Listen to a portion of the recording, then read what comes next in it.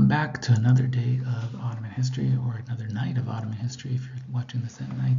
And we're going to be speaking about Mehmed II and his new vision of rule. Now, we already talked about how he conquered the city of Constantinople, about the sort of autocratic changes that he made to politics of the time, executing his viziers, putting in a new elite, etc. Now, that new elite is important because it's going to be probably the elite that he was speaking to with, as we'll see, his new artistic endeavors.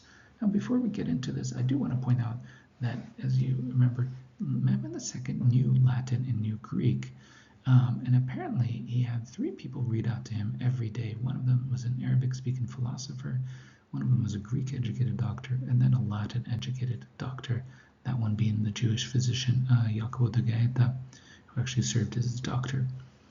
Now, what did they actually read? He read a lot of histories, right? So he read basically Latin histories, Laertius, Quintus Curtius, Greek histories like Herodotus, Livy, chronicles of popes and emperors. He would read this, and what this shows is that he was actually quite familiar with ancient and contemporary European history. He saw them as his peers and his competitors. And in fact, he actually kept a library of Greek and Latin works, probably taken from the Byzantine libraries themselves, mostly on military science and chronicles. But he actually, as I pointed out, he listened to this material as a sort of kingly version of having a podcast. He would listen to these books read out to him and explained to him by 3 different readers almost every day. Even went out of the way to patronize an entire history of his reign written in Greek by a Greek chronicler called Critobulus. And as we'll see in the primary source reading, Critobulus is a quite fair observer of the Ottomans, and actually tries to go out of his way to portray his patron Mehmed II as a new philosopher king. But it didn't just stop there.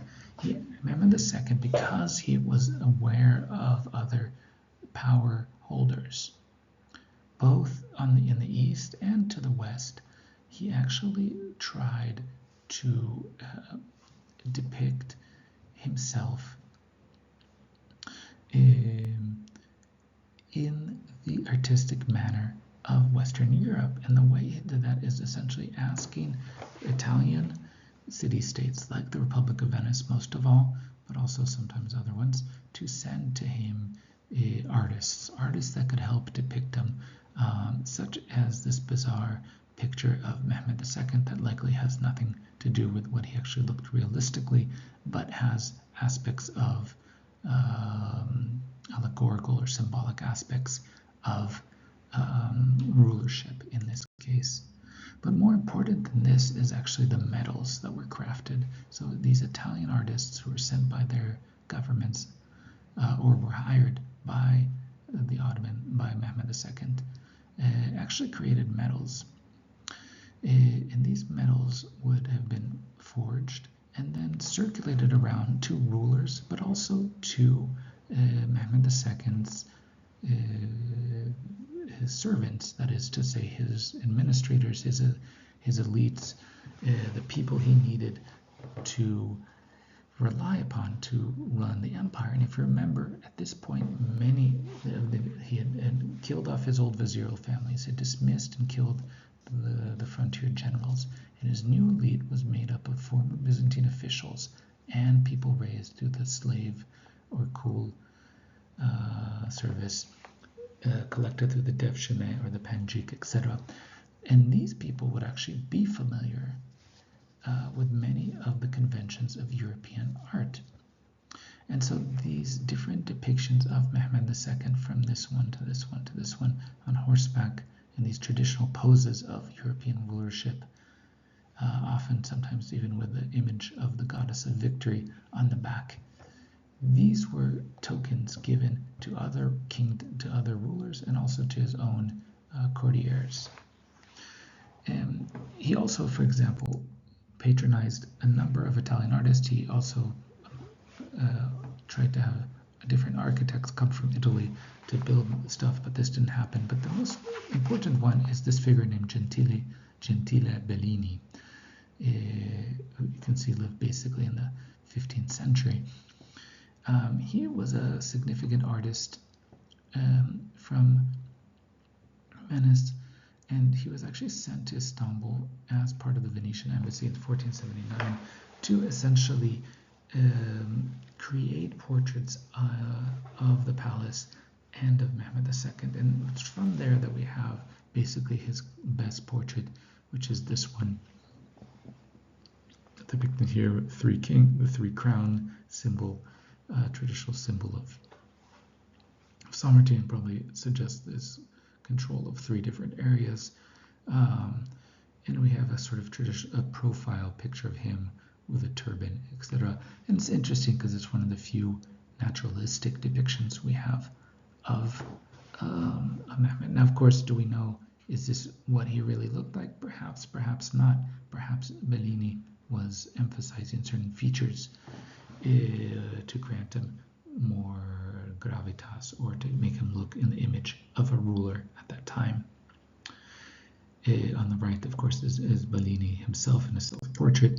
One of the interesting things is that this new image of Mehmed II actually started influencing court artists in the Ottoman palace themselves. So if we look at Sinan Bey in this bust portrait of Mehmed II, it seems clear that he's actually, he's basically copying and developing, take the image of Bellini and in using the techniques of Ottoman miniature painting to kind of recreate it in a different way.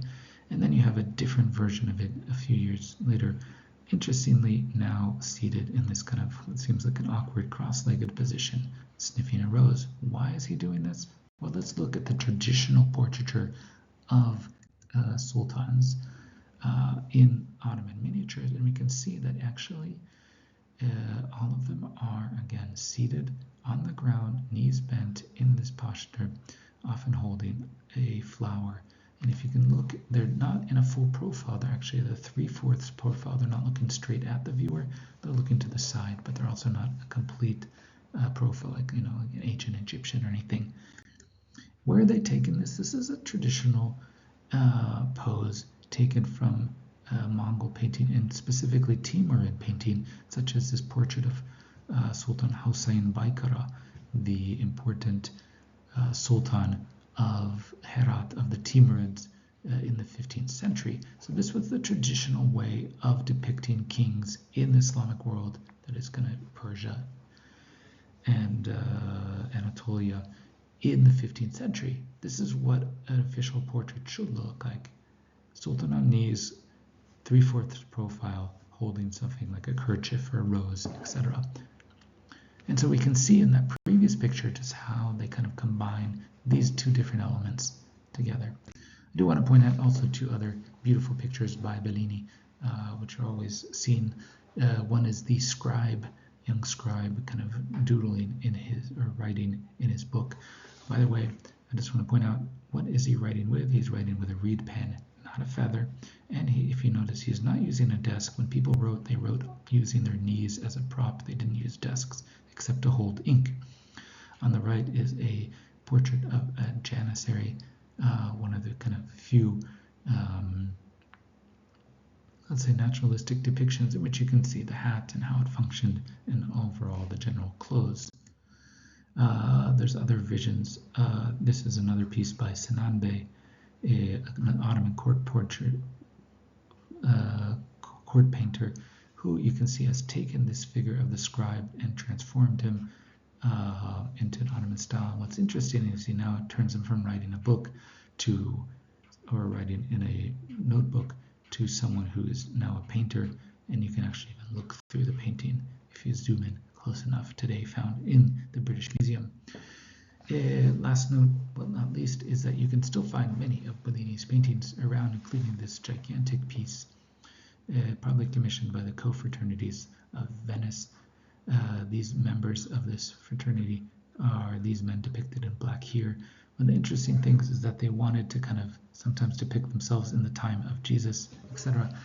Bellini, who had spent a lot of time in the Middle East, especially in Cairo, essentially pushed aspects of Ottoman and Mamluk life into his pictures, pulling it in different ways. So here are the men of the confraternity and their wives, and then here we have a whole variety of different random Ottoman officials put in different ways, and a collection of different architecture, Egyptian and elsewhere, ancient Egyptian, Venetian, etc., put together into this interesting tableau, and you even have interesting things like a giraffe jumping at the end. If you ever get a chance to check out a Bellini, I highly recommend it.